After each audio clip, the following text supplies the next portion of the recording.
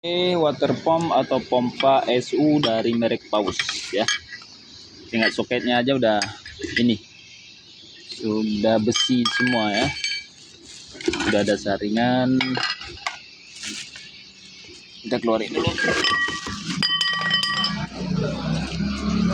SU 80 atau water pump yang ukurannya 3 inci ya. Jadi total maksimalnya saya sanggup tahan di 3600 rpm putaran, masih bisa sanggup ya, masih aman, masih bisa kita gunakan. Nah, oke. Mereknya Paus. Yang ini sudah pasti tebal ya.